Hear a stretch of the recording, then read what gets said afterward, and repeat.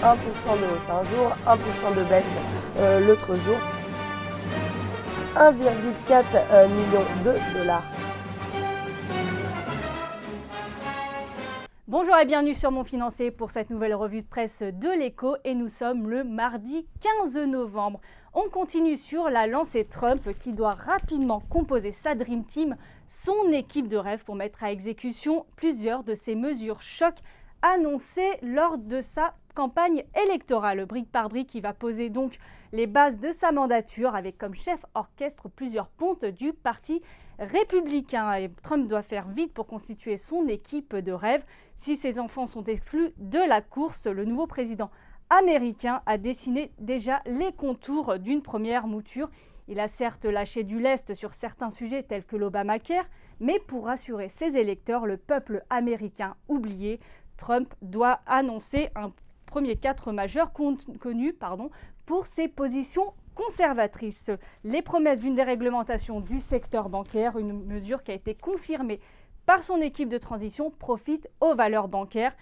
Celle-ci profite également de la remontée des taux depuis l'élection de Donald Trump. Et les inquiétudes qui prévalaient il y a encore quelques semaines ont laissé place à l'euphorie sur les marchés. L'élection surprise de Trump continue de bouleverser les marchés, mais dans le bon sens. Les mouvements les plus impressionnants sont donc la hausse des taux et la hausse du dollar. La monnaie unique européenne est revenue à un plus bas d'un an, à 1,07. Samsung, de son côté, bien sûr, avait calé avec son histoire du Samsung Galaxy Note 7, mais il revient dans la course et va annoncer plusieurs milliards de dollars, 8 milliards de dollars pour prendre le contrôle d'Harman International Industry, spécialiste des objets connectés pour voitures. C'est le plus gros rachat de l'histoire de Samsung, à l'instar d'Apple, mais aussi de Google. Le gérant coréen veut profiter de la révolution des voitures autonomes et connectées. Un revirement dans l'affaire Kerviel.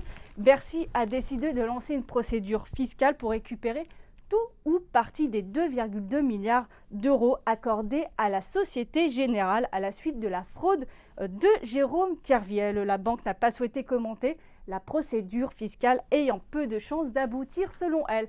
Voilà pour cette nouvelle revue de presse de l'Écho. Restez avec nous sur Mon Financier.